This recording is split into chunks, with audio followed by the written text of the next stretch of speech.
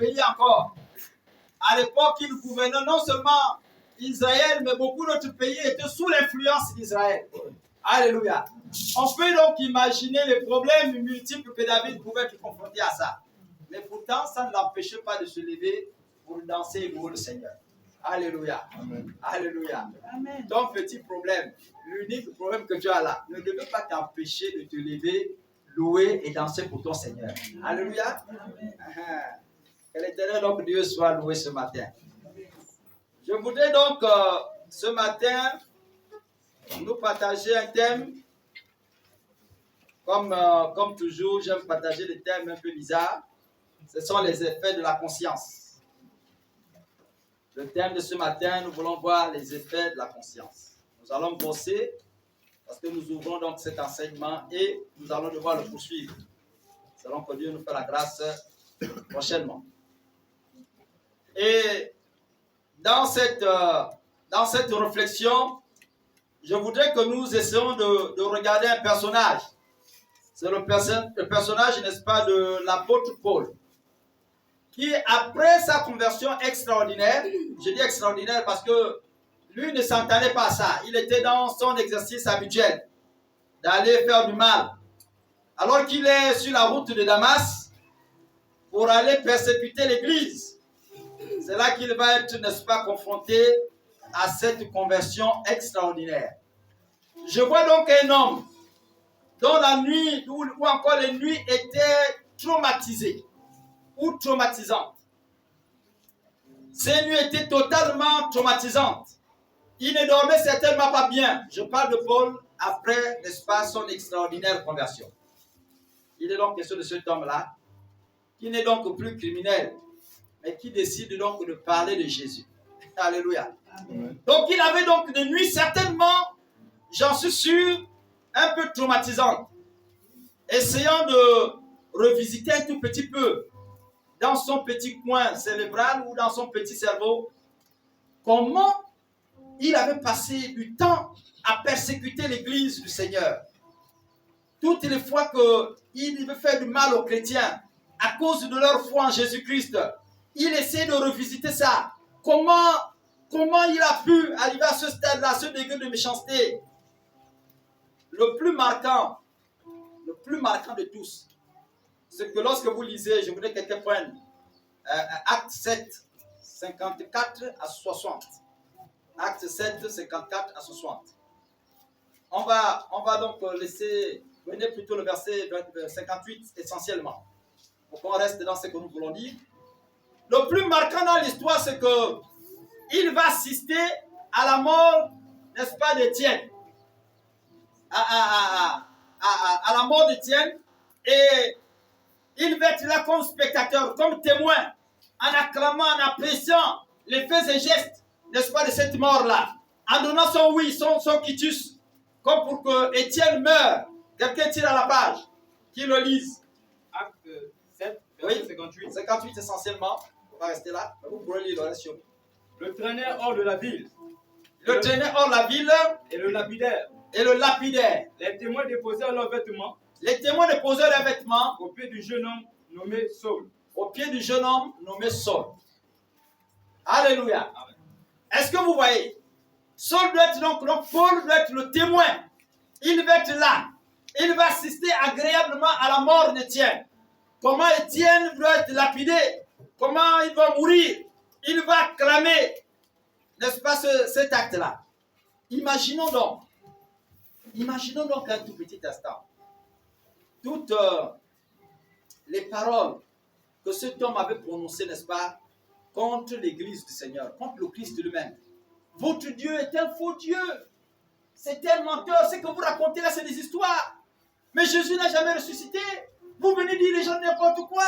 Mais arrêtez de nous mentir. Arrêtez de nous bluffer. Je voudrais que nous rentrons un peu dans l'esprit de cette histoire. Imaginons les souffrances qu'il a fait subir aux chrétiens à cause de leur foi en Jésus. Il les a traumatisés. Quand vous lisez l'histoire, au moment où il va même se convertir, Paul va être de ceux-là qui vont solliciter être, n'est-ce pas, dans la communauté chrétienne. Il va solliciter, aller auprès des chrétiens pour prier leur Dieu. Et là, les frères vont avoir une certaine réticence. Qui, Paul? Non, c'est pas lui-là. Lui-là, si vous l'amenez ici, là où nous sommes, il va découvrir l'endroit, il va nous tuer. Donc, ce n'est pas la peine de l'amener ici, c'est un criminel. Donc, il a été rejeté à cause de ses actes passés. Alléluia. À cause du poids de son histoire. Je parle ici de la conscience. Amen. Amen. On va aller progressivement. Je parle ici de la conscience. Et c'est l'ennemi de beaucoup d'entre nous. Malheureusement. Donc Paul, n'est-ce pas, va se remémorer, il va revisiter tous ces actes-là qu'il a dû poser, n'est-ce pas, contre les chrétiens au nom de leur foi en Jésus-Christ. Bien-aimés frères, beaucoup d'entre nous posons des actes et parfois nous oublions que ces actes-là sont comme des taches d'huile dans notre cœur, dans notre pensée, au point où elles ne s'effacent pas facilement. Il vous arrive de laver une assiette plein d'huile ou encore plein de graisse, ce n'est pas toujours facile. Alléluia. Souvent, ça nécessite plus d'énergie qu'une assiette ordinaire. Qu'on a juste utilisé un fruit ou quelque chose comme ça. Ça nécessite beaucoup plus d'énergie. Et ça a été donc le cas de Paul. Paul a vécu avec cette situation. Il a passé des moments difficiles parce que son passé, le poids de son histoire, lui poursuivait régulièrement. Alléluia. Le poids donc de son histoire lui poursuivait régulièrement. C'est pourquoi, avant de poser un acte bien-aimé, nous avons besoin, chacun pour sa part, de réfléchir, de nous poser de multiples questions raisonnables. Est-ce ce que je veux faire là est juste devant Dieu? Est-ce ce que je veux faire là est bon pour l'autre? Est-ce que c'est bon pour moi-même? Nous avons besoin de nous poser un certain type de questionnement, je dis, raisonnable. Alléluia. Donc, la conscience avait été, n'est-ce pas, la tâche dans la vie et le ministère de Paul, malgré le fait qu'il soit devenu apôtre. Quand vous regardez l'histoire de Paul, de tous les apôtres, il y en a, lui n'a même pas marché avec Jésus. Quand vous regardez l'histoire de Paul, de tous les apôtres, sur les 27 livres que vous avez du Nouveau Testament, Paul va lui-même seul rédiger 20 livres. Est-ce que vous comprenez? Sur les 27 livres qui ont été rédigés du Nouveau Testament, Paul lui-même seul va rédiger 20. Parce que le poids de son histoire va le poursuivre. Alléluia. Et vous allez regarder, au fur et à mesure que vous lisez l'histoire de Paul, vous lisez les écrits de Paul, vous vous rendez compte que Paul se remémore toujours son passé. Il se rappelle de comment la conscience lui rattrape toujours à chaque instant. Et il va jusqu'à dire, n'est-ce pas, que si je suis devenu aujourd'hui apôtre, ce n'est pas parce que les hommes ont fait de moi un apôtre, mais parce que Dieu a bien voulu faire de moi un apôtre. Est-ce que vous comprenez? Comme pour dire qu'en fait, il n'est pas quelqu'un de parfait. On peut lui reprocher toutes choses. Mais le travail qu'il fait aujourd'hui, c'est Dieu qui l'oblige à le faire. Si ça ne tenait qu'à lui-même, tout le monde sait comment il a été. C'était le mauvais personnage, c'était le plus méchant. N'est-ce pas, la personne la plus indésirée de la société. Mais malgré ça, il est aujourd'hui en train de faire des choses qui soient différentes de ce qu'il faisait hier, parce que Dieu lui impose de faire ces choses. Parce que Dieu lui commande de faire ces choses. Alléluia. Amen. Alléluia. Amen. Il dit, je ne suis pas le plus parfait de tous les hommes. Même quand bien même je ne me reproche pas, c'est-à-dire que je ne me reconnais pas comme étant être le plus injuste de tous. Parce que dans tout ça, je sais que c'est Dieu seul qui me juge. Alléluia. Amen. Ça, c'est Paul qui le dit. Il dit, malgré tout, je fais le mal, je fais tout. Je ne suis pas digne, mais je sais que dans tout ça, là, le seul qui me juge, c'est Dieu. Nous sommes dans le personnage de Paul. Et nous sommes en train d'étudier la conscience, les effets de la conscience. Alléluia.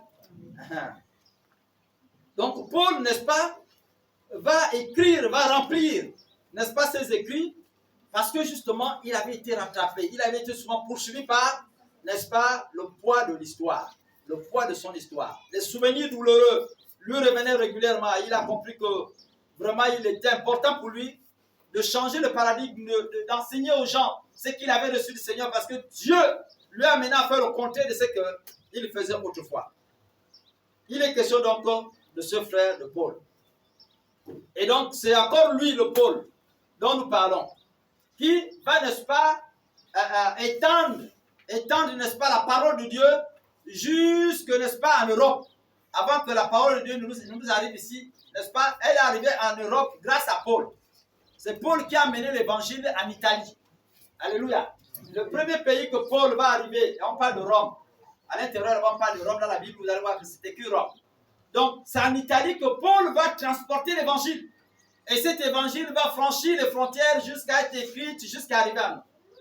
Alléluia. C'est Paul. Parce qu'il s'est rendu compte que finalement, quand Étienne disait, parce que quand il s'est en train de lapider Étienne, Étienne regarde le ciel. Au moment où il veut se justifier, il dit, mais attends, ça me sert à quoi de me justifier? Et il regarde, il voit Jésus. Il dit, mais je vois Jésus. Il est là, si revêtu de gloire. Ce grand roi. Il est... Et puis, ils ont commencé à dire, l'enfant est fou. Tuez-le. Et ils ont précipité la mort d'Étienne. Et c'est là que lui-même, quand il va aller sur la route de Damas, là, il se rend compte que Jésus existe. Parce que Jésus va le parler en live. Il dit, mais maître, l'histoire là n'est pas faux. C'est que les chrétiens sont en train de dire là. Ce n'est pas faux. Si les hommes l'ont prêché Jésus à cachette, moi, Paul, je veux franchir les frontières. Je veux aller au-delà des frontières, des limites d'Israël pour aller annoncer l'évangile, n'est-ce pas, en Europe. Et Paul est parti là-bas. Alléluia. C'est lui, Paul, qui a amené l'évangile là-bas. Bien-aimés, vous vous interrogez certainement, mais pourquoi le prophète ce matin nous enseigne-t-il ce tableau sombre de Paul? Pourquoi revenir sur ce tableau sombre de Paul?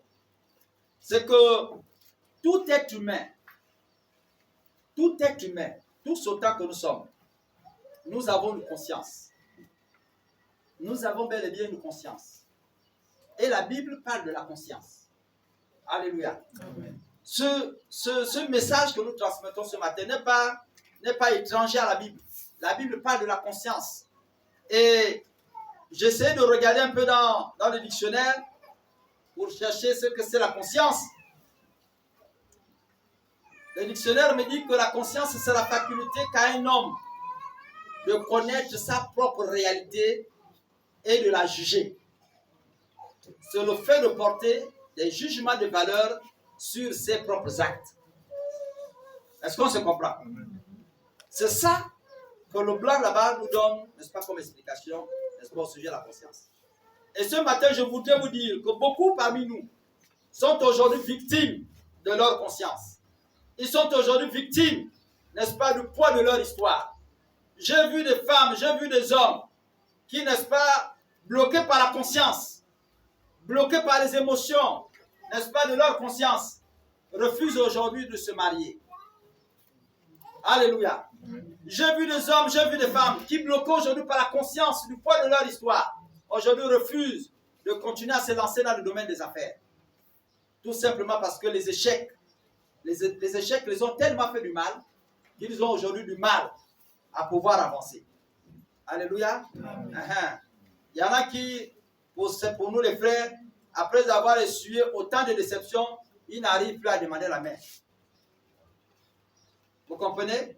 Tu viens aujourd'hui, tu demandes, on te refuse. Demain, tu demandes, on te refuse. Après, demain, un mois, tu te dis, bon, c'est sûr que je dois avoir une malédiction. Et puis, tu t'arrêtes de demander la main. Amen. Amen. J'ai vu donc des personnes dans cet état. Et la Bible en parle. La Bible en parle. Elle vous empêche d'avancer, la conscience souillée. Elle vous empêche d'avancer. Lorsque vous vous accrochez à votre passé douloureux, ce passé ne vous aide pas. Alléluia. La plupart de ceux que nous appelons aujourd'hui les bangados, qui sont dans les rues, qui font le mal là, pour certains d'entre eux, c'est des gens qui, pour certains, ont corrompu leur conscience. Est-ce que vous comprenez? Pour certains, ils ont corrompu la conscience. C'est-à-dire, à force de faire les mêmes choses et de se convaincre que ce que tu fais là est bien, quand bien même tu te rends compte que ça te fait mal, tu finis par faire accepter à ton être que le mal est bien et que le bien est mal. Vous comprenez? C'est pourquoi les autres ont dit que l'habitude devient une seconde nature. C'est-à-dire, dès que tu fais, c'est-à-dire que tu trompes, par exemple, ton mari régulièrement. Je prends un exemple. Je ne crois pas qu'on ait des femmes adultéristes ici. Donc, quand tu trompes régulièrement ton mari et que tu prends plaisir à le faire, tu arrives à un niveau de conscience où, quand la conscience te dit ce que tu fais là n'est pas bien, tu arriveras à un niveau où tu vas te convaincre parce que tu ne veux pas arrêter ça. Tu vas chercher à te satisfaire pour dire, si je ne fais pas ça, on va manger quoi à la maison? Si je ne fais pas ça, on va faire comment? Moi-même, je vais me développer comment? Plus que c'est le gars-là qui fait ceci, plus que c'est... Et tu vas arriver à ce stade-là où tu vas corrompre ta conscience. C'est-à-dire que tu vas dominer sur la conscience de telle sorte que tu ne seras plus capable de reconnaître ce qui est bien et ce qui est mal dans ta vie. Tu vas inverser donc les sens. Ce qui est bien sera donc considéré comme le mal et ce qui est mal sera donc considéré comme bien dans ta vie. Est-ce qu'on se comprend? Je dis, je ouvre juste cet enseignement et nous allons au fur et à mesure arriver à connaître la conscience. Comment sortir de là? Comment n'est-ce pas, sortir de la prison de cette conscience-là? Du poids de notre histoire. Vous voyez aujourd'hui des salariés qui sont empêtrés dans le vin. Il prend son salaire aujourd'hui. Aujourd'hui, il est riche. Demain matin, il est fauché. Et le gars arrive, le matin, c'est quand il se réveille le matin là, il cherche même ce qu'il faut manger. Sauf que le même, redonnez-lui 3 ou 4 jours après, un 10 ou 20 000 francs, il n'achètera pas à manger à la maison. Il va courir tout de suite dans un bar. Est-ce que vous comprenez? C'est-à-dire, ce qui lui est arrivé là, lui a pas servi de leçon. Il a maintenant tellement corrompu sa conscience à tel point que il accepte le mal comme étant quelque chose de normal. Bien-aimés frères, la conscience, bien-aimés, lorsque nous la souillons, devient comme une tache d'huile dont nous aurons du mal à pouvoir nous en débarrasser dans notre assiette. Ce serait quelque chose que vous vivrez avec éternellement. Il y en a qui vivent de ça, qui sont devenus malheureux à cause de leur conscience. Parce que la conscience lui reproche toujours, tu as fait ceci, cela. Il y en a qui aujourd'hui, parce que tu ne fais plus d'enfants, et comme tu avais avorté, ça te rattrape. Ça aurait peut-être été le seul enfant, ça aurait peut-être été... Et le diable profite de ça. Pour lui te dire, je t'avais dit non, quand tu es là, tu vas te dire, Dieu devait te sauver. Je t'avais dit non, je t'avais dit non. Et ils sont restés esclaves de ça, au point où quand on prie même pour leur grossesse, on prie même pour qu'ils sortent de là, ils ne croient plus. Parce que leur conscience leur dit, tu avais tué, tu ne sortiras pas de là, tu ne t'en sortiras jamais. Et ils restent bloqués à l'intérieur, leur foi va de pair. Alléluia. La conscience est un grave ennemi pour ton développement spirituel et physique. Il ne t'aide pas à te développer. Il ne t'aide pas à grandir. À voir Dieu. Tu ne peux pas voir Dieu si tu ne crois pas. Alléluia. La Bible dit qu'on ne peut pas le plaire si on ne croit pas en Dieu. C'est la foi qui nous amène, n'est-ce pas, à plaire à Dieu. Et c'est la foi qui nous amène à espérer sur des choses que Dieu nous a promises. Si tu n'arrives plus par ta conscience à croire que Dieu est capable de changer telle ou telle situation dans ta vie, alors tu ne pourras pas voir la grâce de Dieu. Alléluia. Amen. Quelqu'un de nous lire Tite 1, 15. Tite 1, 15. Tite 1, 15. Tite 1, verset 15. Oui. Tout est pur pour ceux qui sont purs. Mais rien n'est pur pour ceux qui sont souillés et incrédules.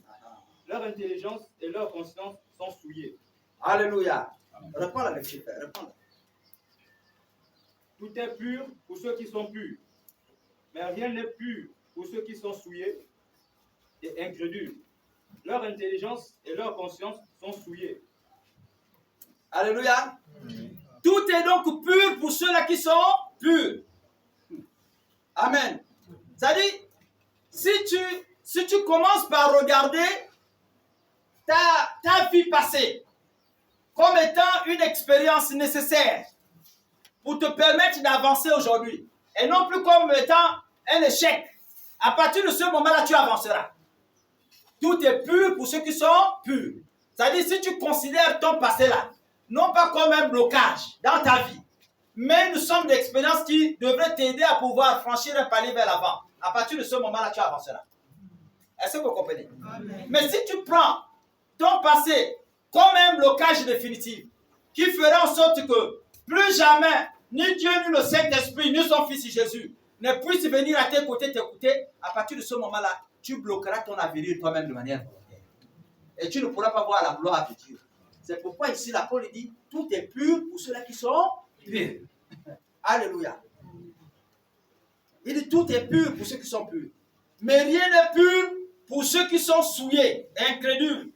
Leur intelligence, ça se passe dans ton esprit, leur intelligence et leur conscience sont souillées. Quand tu considères ton passé là, ce qui te chagrine tant, ce qui traumatise ton sommeil chaque jour, quand tu le considères, il prend le dessus sur toi et à partir de ce moment-là, l'avenir ne peut être que sombre dans ta vie. Amen. Amen. C'est pourquoi tu ne pourras pas voir la gloire de Dieu. Et Dieu lui-même ne pourra pas te faire grâce. Parce que tu ne crois pas. Comment Dieu va te donner quelque chose que toi-même tu ne crois pas, que tu n'espères même pas? Tu pries, mais dans le tréfonds de ton cœur, tu te dis, ah, ce que j'avais fait là, Dieu ne peut pas me pardonner ça. Alléluia. Dieu ne peut pas me pardonner ça. Ça là, malgré tout, Dieu ne peut pas me pardonner ça. Et du coup, tu arrives à un niveau où tu violes ta propre conscience. Tu arrives à un niveau où tu violes ta propre conscience au point d'arriver à faire parvenir à ta conscience la morale selon laquelle Dieu ne pourra plus jamais t'exaucer. Dieu ne pourra plus jamais t'exaucer. Et le bien sera mal, le mal sera appelé le bien. Alléluia. Ce matin, je voudrais que nous comprenions une chose. C'est que le poids de l'histoire ne devrait pas être un frein à notre développement. Le poids du passé ne doit pas, n'est-ce pas, être un obstacle à notre avenir. C'est pourquoi donnons, bien-aimés, donnons nos vies à Jésus. Donnons nos vies à Jésus. C'est la meilleure des choses que nous pouvons faire face à l'histoire. Alléluia. Amen. Donner sa vie à Jésus, c'est la meilleure des choses que tu puisses faire face à l'histoire. C'est-à-dire ce qui t'empêche de pouvoir dormir là, à pouvoir réaliser tes rêves. Ça là, tu donnes ta vie à Jésus. C'est la meilleure des choses qui soit pour que tu puisses, n'est-ce pas, franchir ce palier. Parce qu'en Jésus, nous avons la grâce d'être pardonnés.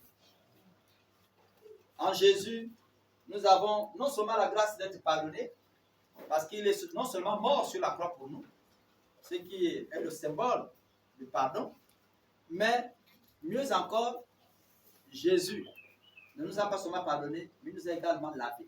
Il nous a purifié.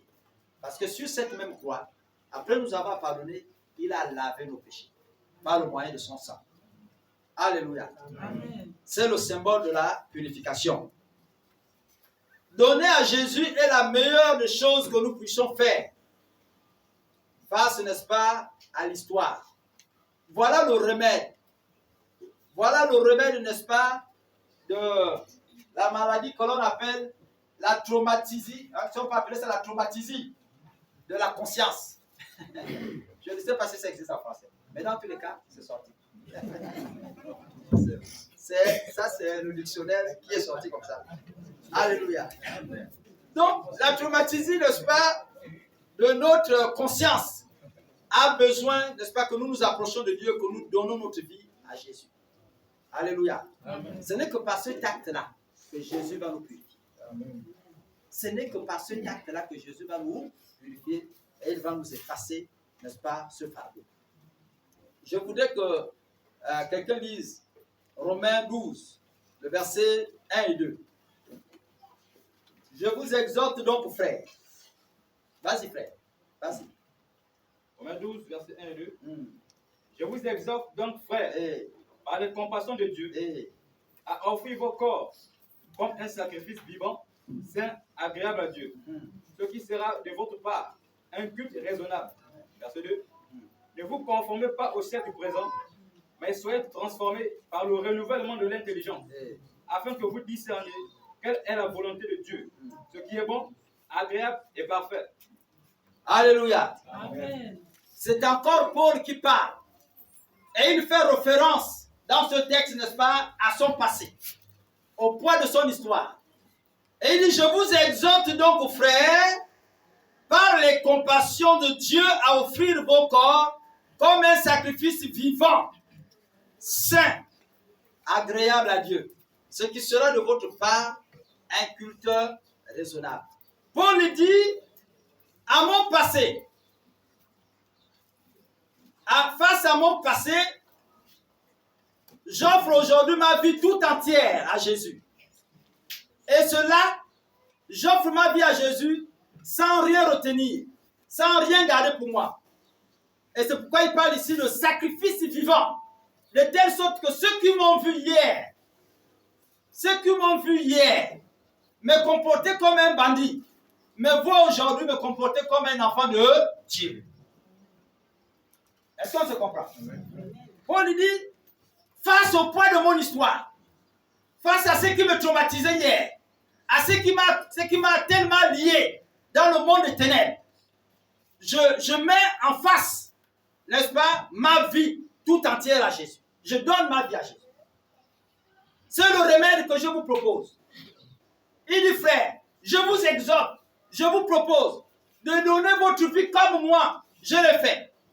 De telle sorte que ceux qui vous ont vu dans le mal hier, ceux qui vous ont vu malheureux hier, ceux qui ont vu vos visages froissés, n'est-ce pas, vos bouilles totalement changées à cause du poids du péché, voient aujourd'hui votre visage est ruiné parce que Jésus désormais gouverne votre vie. C'est ce que Paul est en train de dire ici. Et il parle donc que ce sacrifice-là, qui est vivant et qui est pur parce qu'il est saint. Quand on parle de sainteté ici, ça fait référence, n'est-ce pas, à la présence de Dieu. Ça fait référence à Dieu parce que le seul qui est saint, c'est Dieu. Et on pourra ajouter le Saint-Esprit. C'est pourquoi on parle de saint. Saint parce qu'il y a Dieu à l'intérieur. Alléluia. Il dit donc, ce sacrifice vivant, c'est agréable, n'est-ce pas, vivant et saint, vous rendra, n'est-ce pas, agréable à Dieu. Et vous allez vous rendre compte que ce serait, n'est-ce pas, un culte qui sera tout à fait raisonnable. C'est-à-dire, quand vous allez vous présenter devant Dieu, il n'y a plus rien qui vous interdirait de pouvoir voir Dieu, de le parler, de le toucher et de pouvoir vivre ces miracles. Alléluia. Amen. Ce ne serait que raisonnable. C'est-à-dire, comme un enfant qui vient, qui demande à son père légitime, et puis le père lui donne parce que c'est dans ses droits. Alléluia. Amen. Et il ajoute, ne vous conformez pas au siècle présent, mais soyez transformés par le renouvellement de l'intelligence. Alléluia. Et ne vous conformez pas au siècle présent, mais soyez transformés, n'est-ce pas, par le renouvellement de l'intelligence. En disant ces choses, il est en train de nous dire que c'est grâce. C'est, n'est-ce pas, grâce au fait que j'ai donné ma vie à Jésus, que le poids de mon passé, m'a abandonné. Et que ma conscience a été lavée par le Saint-Esprit. Alléluia. Amen. Il dit, c'est parce que moi j'ai donné ma vie à Jésus que le poids de ce qui me hantait, ce qui me faisait tellement du mal, que le poids de Satan, n'est-ce pas, et ses anges, m'ont désormais laissé tranquille et que, n'est-ce pas, ma vie est désormais lavée dans le sang de l'agneau par le Saint-Esprit. Bien-aimés frères en Jésus, il ajoute, afin que vous discerniez quelle est la volonté de Dieu, ce qui sera bon, agréable et parfait. Quand vous serez arrivé à ce niveau, vous aurez la capacité désormais, votre conscience aura la capacité de faire le filtre entre ce qui est bien, ce qui n'est pas bien, entre ce qui, n'est-ce pas, est parfait et ce qui n'est pas parfait, donc ce qui plaît à l'Éternel. Il dit, ce n'est qu'en arrivant à ce stade-là, quand on donne sa vie, quand on sacrifie sa vie, c'est-à-dire qu'on ne retient plus rien pour soi-même, mais que Jésus en soit désormais le maître dans tous les aspects de votre vie. Il dit, ce n'est qu'en arrivant à ce stade, à ce degré de choses, que Dieu va vous amener maintenant à comprendre par l'action du Saint-Esprit. C'est là où on parle de renouvellement de l'intelligence. Il dit par l'action du Saint-Esprit, votre conscience sera désormais discernée, saura faire le filtre entre ce qui est bon, ce qui ne l'est pas bon, et ce que Dieu aime, ce que Dieu n'aime pas. Amen. Amen. Mon ami, la parole de Dieu déclare que devant Dieu, tout genou fléchira. Toutes les langues confesseront que votre Jésus est Seigneur. Alléluia. C'est pour cette raison que je te propose ce matin de donner ta vie à Jésus. Si tu ne l'as pas encore réellement fait, c'est pour cette raison que je te propose ce pacte de vie, ce pacte de l'éternité avec l'Éternel. Alléluia. Je ne vous demande pas d'aller faire des incisions de sang pour que vous puissiez donner votre vie à Jésus. Ce n'est pas ça. Mais je te demande simplement, comme Paul nous le dit ici, d'accepter ce que Dieu te propose ce matin. De reconnaître que la voie sur laquelle tu as emprunté, là, que tu es en train de marcher là, c'est la voie de Damas. Elle n'est pas bonne pour toi. Alléluia. Elle va te faire du mal. La preuve, c'est que toutes les fois que tu fais ça, dans le petit coin de ton esprit, quelque chose te dit que ce que tu es en train de faire là n'est pas bien. Et ce n'est pas juste devant l'Éternel. Amen. Amen. Et pour que tu sortes définitivement de cette situation, il n'y a que Jésus qui en toi sera capable de t'aider, n'est-ce pas, à laver ta conscience souillée. Il n'y a que Jésus qui soit capable de le faire. Je ne te propose pas Jésus comme une solution ou comme une marque habituelle. Tu es malade, prends la Doliprane. Parce que la Doliprane va te soigner le maux de tête. Non, je ne te propose pas Jésus comme une marque. Il n'est pas question de ça. Je te propose Jésus comme étant une solution réelle. Alléluia. Amen. Il arrive même qu'on prend les Doliprane, mais la Doliprane ne soigne pas notre maux de tête. Et puis ça persiste. Mais Jésus, dès qu'on le prend, on essaye, la solution est réelle, il change. Alléluia. Amen. Donc je te propose Jésus comme une solution réelle. Une seule et unique alternative capable de changer ta conscience. Bon, je sais que ce matin, j'ai parlé un peu fort en fait, avec certains mots un peu compliqués, mais je crois que tout le monde se comprend. Alléluia. J'espère qu'on se comprend. Je te propose Jésus comme la réelle solution. À tout ce qui t'empêche de dormir, je te propose Jésus. Tout ce qui t'empêche de marcher aujourd'hui tête haute. Tu as été pris en flagrant délit avec le mari de quelqu'un. Et aujourd'hui, quand tu passes dans le quartier, tu as l'impression qu'on te regarde comme étant le diable. Jésus est capable de lever ta tête et de comprendre que c'est le diable qui t'avait manipulé. Amen. Tu n'es pas appelé à faire ça. Ta vie n'est pas dans ça. Alléluia. Amen. Jésus est capable de redresser ta tête. Il n'y a que lui seul qui soit capable de laver ta conscience. Alléluia. Amen. Aux prostituées, aux gens qui étaient de mauvaise vie, il a permis qu'ils puissent se convertir et même se marier. Amen. Ce n'est pas toi qui as posé l'acte là. Parce que tu avais besoin de quelque chose certainement. Je ne justifie pas ton acte. Mais je dis tu étais certainement dans un besoin. Pour une faiblesse quelconque, tu es tombé. Et à cause de ça, aujourd'hui, tu as du mal à marcher. Tu as du mal même à accepter que tu viens à l'église et que tu pries le Seigneur. Tu as du mal même à pouvoir croire que tu es chrétienne. Jésus te lave. Jésus te pardonne.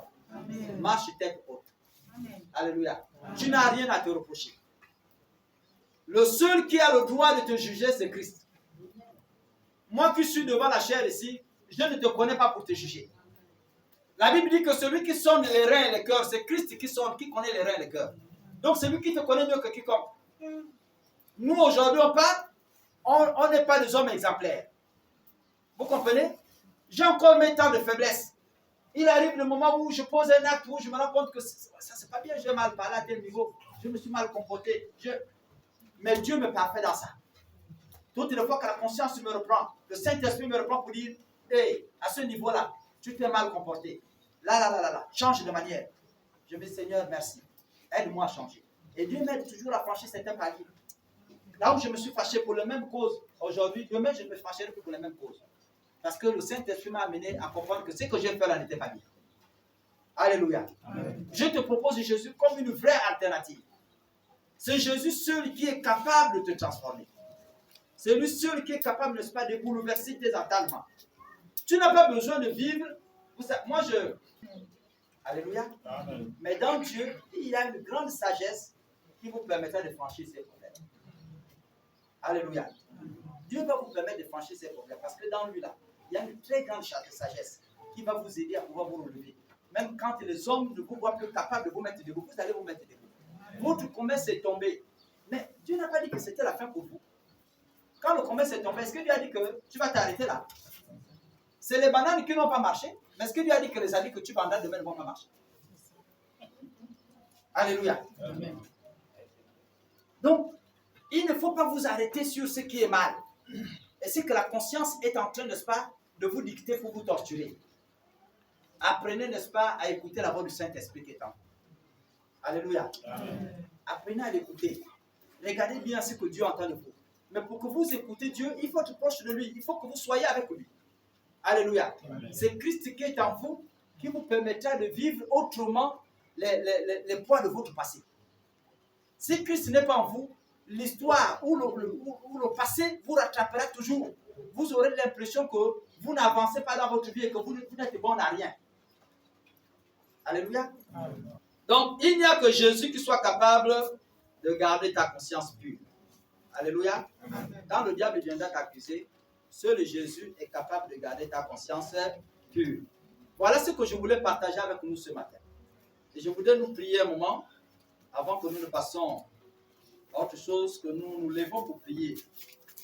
Que nous nous levons pour prier. Que Dieu nous donne, pour ceux qui sont en Jésus, de garder leur conscience pure.